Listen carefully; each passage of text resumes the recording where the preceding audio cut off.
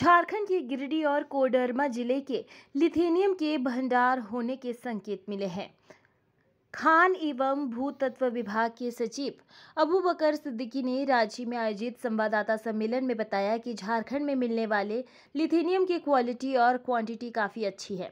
इस क्षेत्र में काफ़ी अच्छे परिणाम बहुत जल्द मिलने वाले हैं। बालू घाटों की नीलामी के संबंध में उन्होंने बताया कि कई तरह के गाइडलाइन में बदलाव होने के कारण बालू के संबंध में लोगों को परेशानी हो रही है। हालांकि मार्च महीने तक काफ़ी चीज़ आसान हो जाएगी। उन्होंने बताया कि अवैध खनन पर रोक के लिए सरकार की ओर से माइन सर्विलेंस सर्विस की सुविधा दी जा रही है। इस मौके पर कृषि पशुपालन एवं सहकारिता विभाग से जुड़ी उपलब्धियों के बारे में भी विभागीय सचिव अबू बकर सिद्दीकी ने कई महत्वपूर्ण जानकारी को साझा किया। गुड आफ्टरनून, सभी को जोहार। आज कृषि पशुपालन एवं सहकारिता विभाग झारखंड हमारा ही जिम्मा है, तो एक साथ दोनों हो जाएगा। लेकिन पहले हम लोग 1 बाय 1 कर लेंगे। तो कृषि का लाभ है, आप लोग तो ऐसा तो अधिकतर लोग हम लोग से संपर्क में रहता ही है। मोस्ट ऑफ द वर्क विभाग अपना मेन उपलब्धियों के बारे में बताए जाएंगे। तो पहले तो आप लोग जानते होंगे सर, जो उपलब्धि भी उसी में ही जनरली रहता है। एक तो मेन स्कीम हमारा कृषि ऋण माफी योजना, कृषि अभियान बहुत जोर से चलाया गया। तो सीड डिस्ट्रीब्यूशन आप लोग देखते ही होंगे, वो हर साल होते हैं। योजना है, बाकी केंद्रीय योजना भी है। मेनली एग्रीकल्चर साइड में यही सब है। फिर हॉर्टिकल्चर साइड में उद्यान विकास योजना, ये मेन योजना है। इसमें भी एक केंद्रीय योजना भी है, एक राज्य सरकार का राज्य बागवानी मिशन भी है। फिर सॉइल कंजर्वेशन ओबीसी विभाग का पार्ट है। इसमें मेन स्कीम जल निधि योजना है, जिसमें जो तालाब का रेनोवेशन करते हैं, नया पर्कुलेशन टैंक बनाते हैं और डीप बोरिंग जो करते हैं, सब स्कीम है। फिर इसी के साथ एग्री इक्विपमेंट का मतलब कृषि यंत्रों का बैंक का भी इसमें है। उसी में एक केंद्रीय योजना है, submission of on agriculture mechanization, माम इसको बोलते हैं, जो बेसिकली फार्म मैकेनाइजेशन का योजना है। फिर कोऑपरेटिव विंग में जो सहकारिता में, इसमें मुख्यतः मुख्यमंत्री सुखाड़ राहत योजना पिछले बार जो चालू किया गया, फसल राहत योजना चालू किया गया, और इस सरकार के आने के बाद एक मेन काम इसमें ये हुआ, सिद्धो कानू कृषि एवं वनोत्पाद कोऑपरेटिव फेडरेशन का कल्पना किया गया। फिर सभी जिलों में, सभी जिला कहना सही नहीं होगा, 19 जिलों में कोल्ड स्टोरेज का निर्माण कुछ जगह पर कंप्लीट हुआ, कुछ जगह पर भी चल रहा है। फिर पहले बार कोऑपरेटिव सोसाइटी को ग्रेडेशन करके उनको कार्यशील पूंजी देने का, हमारे जो पैक्स लैम्स को कार्यशील पूंजी देने का भी काम किया गया। फिर मार्केटिंग बोर्ड में मेन चीज़ आप लोग सुने होंगे, बड़ा कंट्रोवर्शियल भी रहा, जो कोऑपरेटिव बोर्ड मार्केटिंग बोर्ड में जो APLMC जो एक्ट का जो लागू किया गया, जो उसके अलावा एक एक्सपोर्ट पॉलिसी के गठन करके उसी में अमल किया जा रहा है। FPO फॉर्मेशन और ई-नाम, जो ई-नाम केंद्रीय योजना है, उसमें सभी मंडियों का रजिस्ट्रेशन और किसानों का लेन देन करने वालों का रजिस्ट्रेशन किया गया। फिर एनिमल हस्बेंड्री में पशुपालन साइड में मुख्यतः इस सरकार में जो काम हुआ, मुख्यमंत्री पशुधन विकास योजना, उसी तरह AI centre, artificial insemination centres का। फिर गौ मुक्ति धाम करके की नया योजना शुरुआत किया गया। अभी एक योजना, हालांकि उसका MOU से प्रोसेस हो चुका है, अभी जल्दी ही एक्सपेक्ट कर रहे हैं हम लोग, मोबाइल वेटनरी एम्बुलेंस, सभी ब्लॉक में एक मोबाइल वेटनरी एम्बुलेंस का योजना। फिशरीज में आप जानते होंगे, राज्य गठन के बाद हमारा फिशरीज में हम लोग मोटा मोटी सेल्फ सफिशिएंसी हासिल किया गया। अभी हमारा प्रोडक्शन काफ़ी इस राज्य का जितना आवश्यक है उससे ज़्यादा है। और प्रधानमंत्री मत्स्य संपदा योजना इसमें मेन योजना है। फिर इसके अलावा राज्य योजना में हम लोग जो reclamation of fisheries tank, fisheries reservoir, ये सब का रिक्लेमेशन, किसानों को कई तरह का मदद देने का सब योजना चल रहा है। फिशरी एक्सटेंशन एक्टिविटीज़ चल रहा है। फीड बेस्ड फिशरीज़ का योजना चल रहा है। फिर डेयरी सेक्टर में आप जानते होंगे, सरकार आने के बाद डेयरी मिल्क जितना प्रोक्योर करता था, आज हम लोग जितना प्रोक्योरमेंट कर रहे हैं उसका कई गुना वृद्धि हो चुका है। उसका मेन स्कीम उसमें ले आया था 3 रुपये पर किसानों को पर लीटर देने का, वो भी काफ़ी सफलता से चला। और JMF जो हम लोग NDDB के साथ लगाकर JMF को स्ट्रेंथन किया गया, ये सब मेन स्कीम है। तो उसका डिटेल्स हम लोग आगे बताएंगे। इसका 90% अनुदान देने का प्रावधान किया गया। अभी तक उसमें 1,0386 किसानों को पशु वितरण किया गया है। और अभी भी वितरण पशु वितरण में थोड़ा सा जितना हम लोग स्पीड एक्सपेक्ट किया उतना स्पीड में नहीं हो पा रहा है, क्योंकि पशु कई तरह का समस्या आ रहा था। लेकिन पैसा हम लोग किसानों के खाता में अंतरित करके रखा है। उसमें ये भी कंडीशन लगाया कि वो पैसा इधर उधर नहीं यूज़ करे, तो इसमें ये रोक लगा कर रखा है, जब पशु खरीदेगा तभी वो पैसा बैंक खाता से निकलेगा, ताकि जिस काम के लिए पैसा दिया उसी काम में वो पैसा यूज़ हो जाए। फिर एक उपलब्धि हम लोग किया था, पहले बार देवघर का जो पेड़ा है उसको हम लोग अपड़ा के माध्यम से एक्सपोर्ट किया गया।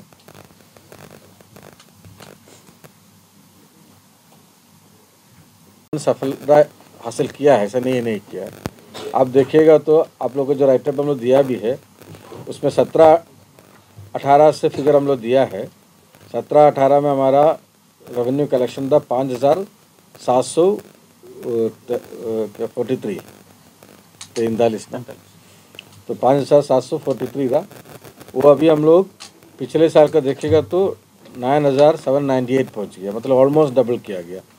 इस बार हमारा जो उम्मीद है, हम लोग 12,000 तक पक्का पहुंचने का उम्मीद है।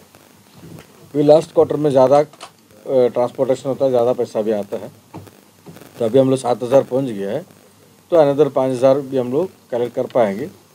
तो एनीवे 11-12 के बीच में हम लोग रेवेन्यू पहुँचने का संभावना है।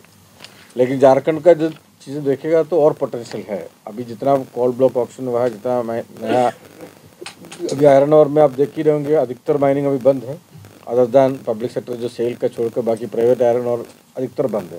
वो सब दोबारा ऑप्शन का भी कार्रवाई चल रहा है, उसका भी डिटेल्स हम बताएंगे आपको। वो सब होने पर हमारा भी रेवेन्यू हमको लगता है अभी जो है उसका भी डबल जाने का संभावना है। तो दूसरा, हालांकि इसका हम लोग योजना रिव्यू नहीं कर रहे, लेकिन फिर भी आपको बताना चाहेंगे, DMF जो 2015 में MMDR एक्ट जो अमेंडमेंट हुआ, जो माइनिंग का मेन एक्ट है, उसके बाद DMF कलेक्शन शुरू किया गया। तो DMF में हम लोगों को अब तक का कलेक्शन है 11,960, लगभग 12,000 करोड़ रुपए का कलेक्शन अलग अलग जिला में है। इसमें हम लोग मुख्यालय से कोई डायरेक्शन नहीं देते कौन स्कीम लेना है, क्योंकि इसका गाइडलाइंस भारत सरकार ने बनाया है। उस गाइडलाइंस के हिसाब से जिला में जो उपायुक्त का दिशा में जो कमेटी है, उसमें माननीय MP MLA सब मेंबर है, उस कमेटी को योजना चयन करके इम्प्लीमेंट करना है। उसमें हमारा अब तक का अमाउंट हमारा है 11,960, लेकिन योजना सैंक्शन अब तक जिला में किया गया 9,413। ये अभी भी कम है। हम लोग पिछले लास्ट चीफ सेक्रेटरी का फाइनली हम लोग 2-3 महीने पहले जो सभी DC के साथ VC करके उनको डायरेक्शन दिया गया है, आप जितना अमाउंट आपके पास है उसका 1.5 गुना कम से कम योजना सैंक्शन करो, ताकि आपको ये पैसा तो आते जाते हैं, मतलब हर महीने पैसा मिल रहा है, तो पैसा का कमी नहीं होगा, ताकि 1.5 गुना करके लोगों को फ़ायदा पहुँचाएंगे। तो इसी को हम लोग भी लगातार रिव्यू कर रहे हैं। उसी में इन्होंने लगभग 6,000 करोड़ का खर्च भी किया गया है। उसमें कई जिलों में अभी हम लोगों का भारत सरकार ने भी एक कॉफ़ी टेबल बुक बनाया है, उसमें 10-11 बेस्ट प्रैक्टिसेस झारखंड का छपा है उसमें, ताकि भारत सरकार लेवल पे भी इसको अप्रिशिएट कर रहे हैं। कोई अच्छा स्कीम कई जगह पे हुआ है, तो कहीं पर मोबाइल एम्बुलेंस की बात हो, कहीं पर हेल्थ सेक्टर में और कोई योजना लिया हो, और रामगढ़ सब जिला में अधिकतर वाटर सप्लाई का स्कीम लिया गया, कई तरह का स्कीम लिया गया है। तो ये भी हमारा एक अच्छा पहल हुआ है। सरकार की तरफ से भी कई हेक्टेयर में ऑर्गेनिक फार्मिंग का ट्रेनिंग और इंसेंटिव दिया जाता है। सिन्हा जी, इसका एरिया एकड़ का कुछ है हिसाब? सिन्हा 50,000 हेक्टेयर में हम लोगों को organic on the field training दिया जा रहा है, तो वो किसान ऑर्गेनिक में आ जाएगा।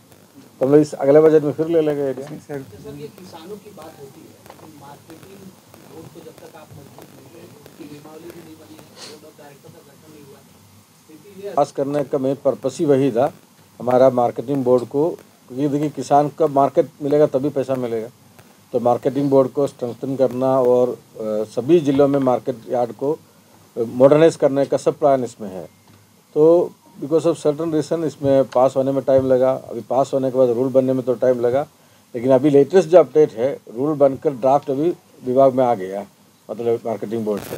अभी आज भी हम लोग उसको कुछ मंथन किया था, अभी उसको डिपार्टमेंट लेवल पर समीक्षा करके हम लोग आगे बढ़ाएंगे, तो जल्दी इसका रूल बनेगा। सर जोड़ा बैल जो आप देने का बात कर रहे हैं, वर्ल्ड स्ट्रीट जर्नल में से उसका प्रशंसा हुआ, वो है blockchain technology in seed distribution. देखिए आप सुने होंगे पहले कई बार इस तरह की शिकायतें हुआ, वृद्धा आदमी को सीड दिया जाता है या कोई दलाल टाइप आदमी सीड लिया जाता है। उसको देखने के लिए टेक्नोलॉजी को हवाला हम लोग लिया। पूरे हिंदुस्तान में Jharkhand was the first state to introduce blockchain technology in seed distribution. उसमें हर एक किसान को जो अपने मोबाइल में वो OTP जाएगा, OTP ओके करने में ही उनको सीड मिलेगा। तो ब्लॉकचेन के माध्यम से हम लोग उस व्यक्ति आया है, उस व्यक्ति का सारा कहाँ से लिया, कितना लिया और किस लॉट से लिया, उसका सर्टिफिकेशन है, सारा चीज़ उसमें ट्रैक कर पाता है। इसलिए इसमें इस तरह का शिकायतें लगभग ना का बराबर हो गया। ये बड़ा अच्छा उपलब्धि माना गया। इसको भारत सरकार भी तारीफ़ किया और इंटरनेशनल लेवल पर भी इसको अप्रिसिएशन मिल गया। 62,966 4,62,966 किसानों का लाभ दे चुका है, मतलब उतना किसान का लोन भी हो चुका है। इसमें हम लोगों को 1858.3 करोड़ मतलब 1858.3 करोड़ खर्च किया गया हम लोग इसमें। हालांकि हमारा टारगेट इसमें 8 लाख किसानों का था, लेकिन अभी किसान टर्नअप ही नहीं हो रहा। हम लोग कई राउंड प्रयास किया, चीफ सेक्रेटरी से भी, DC लोन के माध्यम से सब प्रयास किया। उसका हम लोग का जो आकलन अभी भी चल रहा है, लेकिन हमारा जो मानना है उसमें हमारा जो टर्म्स एंड कंडीशन में फॉर एग्जाम्पल एक परिवार से एक ही किसान का लोन माफ़ होगा, तो एक राशन कार्ड में एक किसान को माफ़ हो रहा है। तो 8 लाख किसान में हो सकता है मल्टीपल राशन कार्ड, एक ही राशन कार्ड में 4 भाई है तो 4 भाई लोन लिया हो, तो उसमें एक ही भाई का माफ़ हो रहा है। और कुछ ऐसा तो RBI का भी गाइडलाइंस होता है, KCC लोन एक बैंक में एक आदमी को मिलेगा, मतलब एक आदमी को एक बैंक से मिलेगा, लेकिन ऐसा भी केसेस हम लोग देख रहा है कुछ लोग मल्टीपल बैंक से भी लोन ले चुका है, तो उसका माफ़ नहीं हो रहा है। इस तरह कई कारण से कुछ लोग हो सकता है, कुछ किसान राज्य से बाहर कहीं इधर चला गया हो, कुछ किसान मृत्यु हो गया हो, क्योंकि हमारा जो 8 लाख का जो फिगर था वो 31 मार्च 2020 का था, तो उसमें अभी आदमी टर्नअप नहीं हो रहा है। अभी भी टर्नअप होने पे देने के लिए पैसा हम लोग रखा हुआ है, हमारे अकाउंट में पैसा अभी भी है। हम लोग आपके माध्यम से भी, इस प्रेस कॉन्फ्रेंस के माध्यम से भी अनुरोध करेंगे, यदि कोई भी सुयोग्य किसान जो स्टैंडर्ड लोनी है वो आज भी कहीं पे इसके बारे में अवगत नहीं हो, कहीं छूटा हुआ हो, वो आवेदन डाले। उनको 1 रुपये देकर अपना बायोमेट्रिक कराना है, तो उसको पैसा बैंक में सीधा चला जाएगा।